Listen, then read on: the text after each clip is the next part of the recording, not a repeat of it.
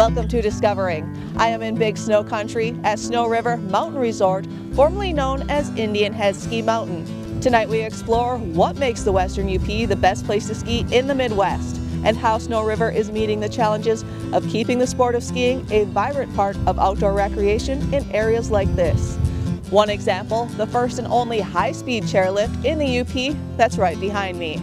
These lifts been around for over 30, 40 years in Europe already, but here in the UP, we finally got one.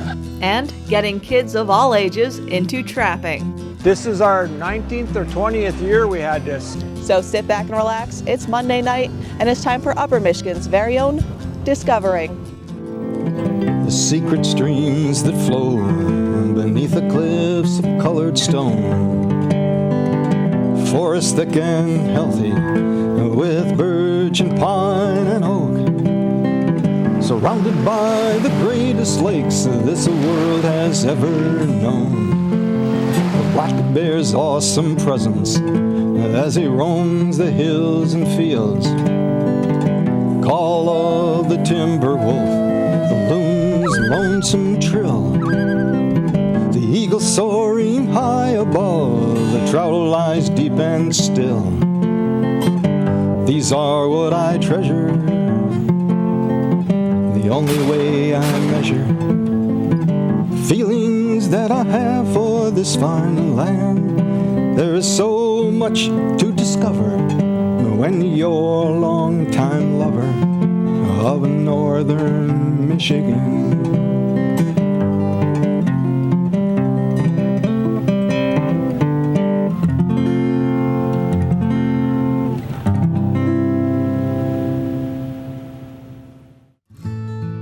It's 8 a.m. on the Jackson Creek Summit at Snowriver Mountain Resort in the Western UP.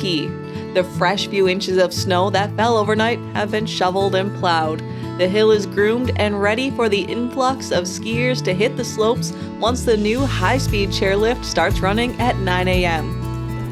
If you've never heard of Jackson Creek Summit or Snowriver, you're not alone. It's the new name of the former Indianhead Mountain Resort in Wakefield. Midwest Family Ski Resorts bought Indianhead and neighboring Blackjack, now called Black River Basin, back in 22.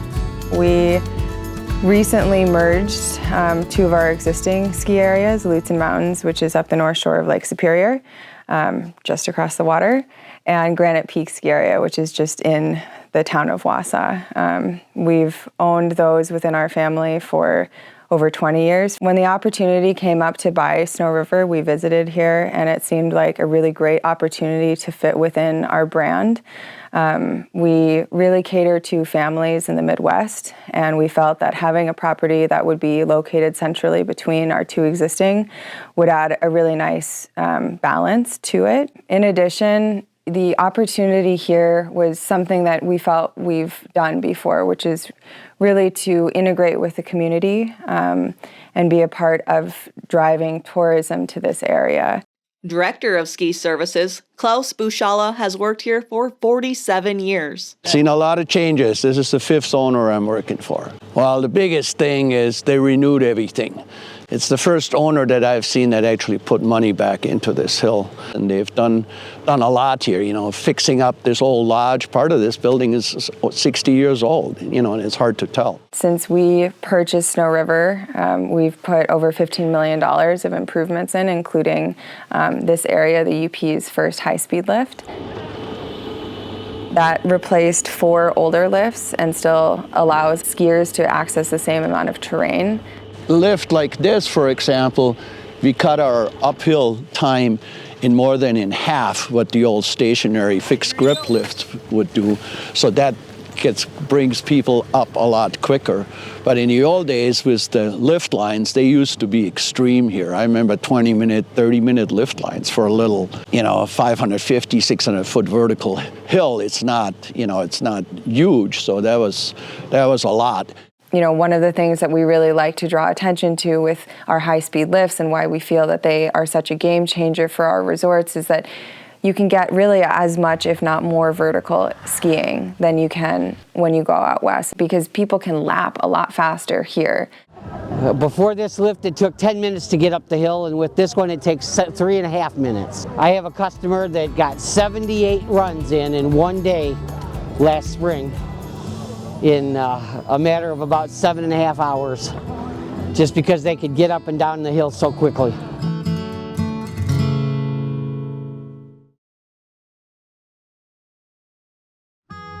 The popularity of downhill skiing in the UP and elsewhere has been on a downhill trend over the past few decades for a variety of reasons.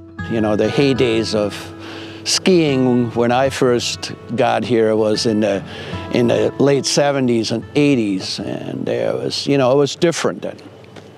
Different clientele mostly. It was more, I would say, more blue collar.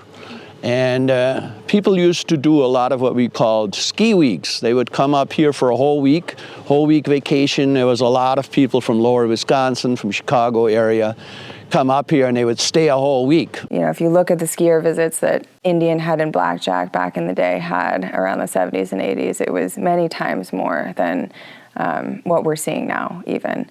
And a lot of that is just inherent to kind of where the industry was at that time. And now skiers are a lot more sophisticated. The sport has gotten a lot more expensive than it was 40 some years ago. And skiing in the earlier days, when that's really was the tourism here. And now a lot of the tourism has changed to snowmobiling up here. And I think a lot of the competition is actually coming from the big resorts out west that are selling these passes from multiple ski areas, and they kind of blocking people in. So people come here maybe to get warmed up, and then they go out west. But it's not necessarily growing the sport of skiing. The reason for that is, you know, they have to make their daily lift ticket prices much higher. They're in the 200s or even the 300s now. It makes it very difficult for people to get over that hump and say, hey, I'm going to learn how to ski. Instead of seeing this competition of conglomerate Western ski resorts as a threat, Midwest family ski resorts saw it as an opportunity. The positive thing is that it's really created a niche for independent ski areas to be that feeder. And to be that place where people can start their skiing adventures, where they can start to learn to love the sport of skiing. Our role as kind of independent ski areas in this industry is to really be able to grow the sport of skiing, make it affordable, make it approachable for people who maybe aren't going to just jump right in and go to one of those bigger Western resorts. To keep the sport of downhill skiing alive is getting the next generation of skiers on the slopes. Why do you like skiing? It's fun. It's fun? What's the best part of it? Going fast. Why do you like skiing? It's fun doing it with my friends. Everything that we do is really oriented around making that a fun, affordable, and enjoyable experience for families. Snowriver's future, like other ski hills, is dependent on reinvestment and keeping up with the wants and needs of current and future generations of skiers. And so what we can do here is really focus on reinvesting and making that experience an equitable experience to going out west. We're never going to replicate the mountains, and we're never going to replicate the amount of powder that they get out there. But we can have the same kinds of lifts, the same types of modern chalets and beautiful hotel rooms, and we can really offer to customers a very similar experience to what they would get out west. But that's closer to home, that they can drive to, and that's easier for them to afford overall when you factor all of those things in, combined with the fact that, you know, our lift ticket prices are much less expensive. And they took a page out of the Western ski resort book. One lift ticket gets you on both hills. So you get one ticket here, you can go ski over at Black River Basin as well as Jackson Creek. So it opens up the terrain. They're different at both resorts. This is more the Jackson Creek area. I kind of tell people this is more the family style, the longer, easier runs. When you go over to Black River Basin, you get more of that back bowl, kind of steeper, a lot of glades over there. Tree riding is really awesome over there. Speaking of lift tickets, gone are the days of lift tickets dangling from your jacket. Now it's a credit card style ticket that gets you through the gates. So this year we got our new access gates here at both Jackson Creek and one over at Black River Basin. So this has been a huge upgrade, and people can now, you keep your pass right in your pocket, it scans it, opens it up for you. You can reload those tickets for different days of the week. You can skip the lift lines, which is awesome. Once you get your pass for the first time, you can keep reloading that, and then you can skip the ticket lines and come straight to the car to lifts. And as you can see, when you go through, the light either lights up green or orange, depending on your ticket. If it lights up red, that's not a good thing. And helps keep track of numbers so we can make sure that we have enough personnel for the appropriate days.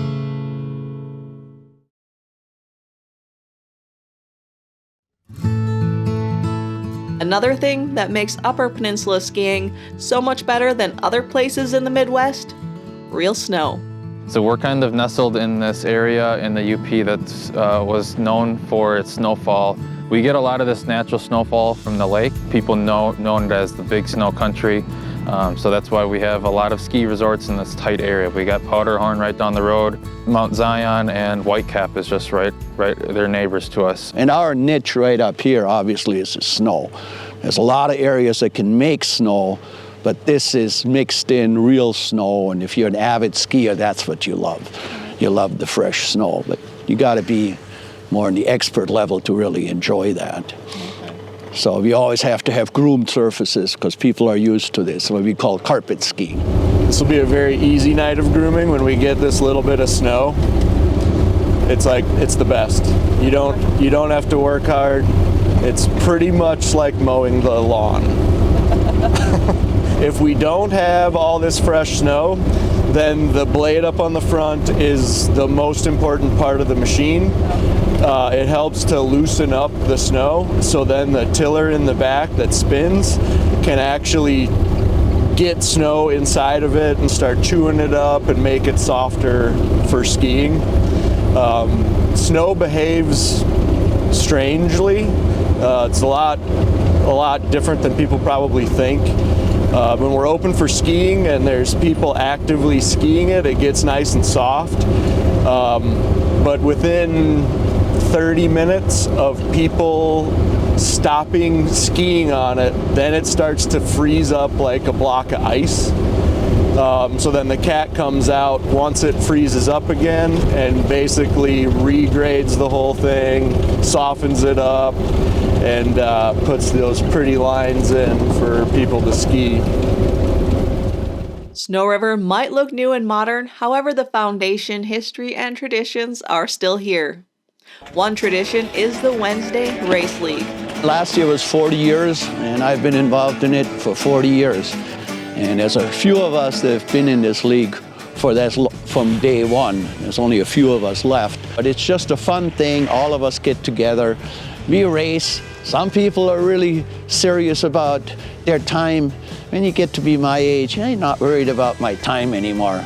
You know, the old saying is, I don't like to get geezered. Somebody older than me beating me, that really upsets me, but otherwise I'm fine. We're all competitive. And when you look at a bunch of 60-year-old guys in GS suits, you know we're competitive. How about 70-year-olds? And 70-year-olds, yeah. It's 2 runs on a course. You take your fastest time, and ideally you get as close as you can and just brush them. You know, the fastest line from the top to the bottom is the winner. So there's a lot of technical strategy involved. Each week you get your standings, and then at the end of 8 weeks, you measure it up, and we have a big banquet at the end of the year. And Have you ever won it? I have. Yeah. Yeah. When was that? Well, more so back in the early 2000s, late 90s. The kids are taking over. I'm deferring to the younger ones now, but I do compete with the old guys. Yeah, the younger guys. Yeah. They're not a whole lot younger than I am, though. The year end that Bob was talking about is the Butler Cup for the Indianhead, or formerly Indianhead Ski League. So Bob, who's been a winner many years, I've won it the last 3 years. So I am racing for Snow River, employee and racer, not since high school, but here I am. Second day back on the hill as an official racer again. So yeah, and I work up in Jack, so it's been a fun way to get out on the hill more and have some more fun. I've got my 2.5-year-old waiting down at the bottom of the race course for me, so. So whether you're a veteran on the slopes or a local family wanting to give skiing a try for the first time, there's something for everyone at Snowriver Mountain Resort in the Western UP. I used to have a little pin, but I lost it. It said, "My life is going downhill," and that's the truth.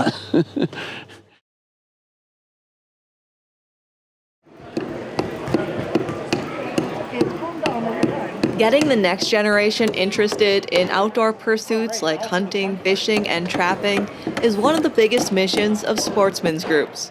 Not only to keep these traditions alive, but to also help manage wildlife populations where both humans and animals coexist. I always like to tell the people that the DNR doesn't really manage the resources. The trappers, the hunters, and the fishermen manage the resource. The UP Trappers District 3 group recently held a trapping workshop in Hermansville for kids of all ages. Today we were doing a trappers workshop. We're just doing lots of demos about trapping and selling lots of furs, and we'll be making weasel boxes and all kinds of stuff. I've been here a lot of times actually. Why do you keep coming to it? Because my dad helps and I like learning about trapping every time and helping with demos and all that. This is our 19th or 20th year we had this.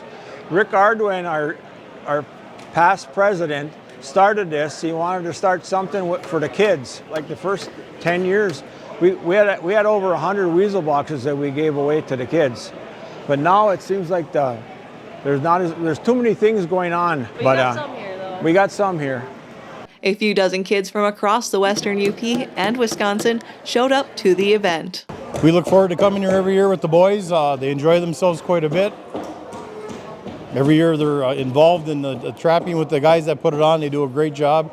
I think it's a great family event. It's something everybody can learn and do together. Volunteers taught the kids about different types of traps for different fur-bearing species, where to place them, and how to safely handle and operate the traps. Each kid left with a trap to take home and put their newly learned skills to the test. To get a new trap, because we came last year, and over the course of the year, I caught a skunk and a chipmunk. We gave away basically 4 different types of kits. A muskrat kit was the number one trap, a bottle of lure, and a stretcher. I never trapped. So then the other kids also had a mink kit, which they get to make a mink box. They got a 120 trap and a bottle of lure. A weasel kit, which is a weasel box, a trap, a bottle of lure, and a stretcher. And then the older kids got a raccoon kit. That's a dog-proof trap, a bottle of bait, and a stretcher. A lot of people donate, some places donate the wood to us. But what's been happening is we get a lot of older guys that are retiring, not doing it anymore, and they give their stuff to me to get to the kids. So that makes a big difference. It helps a lot in that. So if we can keep the tradition going, that's what we need to do. And also get the kids into the outdoors a little bit more. The biggest hit with the kids was building their own mink boxes. Today we're going to build mink boxes. We started building different stuff during the winter workshop. We thought the mink boxes would be a fun thing for the kids to do. So we started doing that about 3 years ago, and it's been a huge success. Some lumber donated to us, and we cut the slots in it, and we put a piece of wire on the back, and then we have the front. And then what we do is we put a conibear trap in there, and then we put bait. And it's something that the kids can do real easy. So we pre-drill all the holes, so the kids can just drop a nail in their they can just hammer down. It's great to hear that these kids are interested in trapping and that there are people out there willing to teach them. Went with my grandpa Rich, and we went to his camp, and he's got a fisher before, and I went with my grandpa Jim before, and we saw a big fisher go across the road before. Actually, right now we're going coyote trapping, and last night we actually went to check traps, and we didn't get anything. They keep walking past our traps, which isn't very fun, but... That's all for tonight, and I hope to see you right back here next week for Upper Michigan's very own Discovering.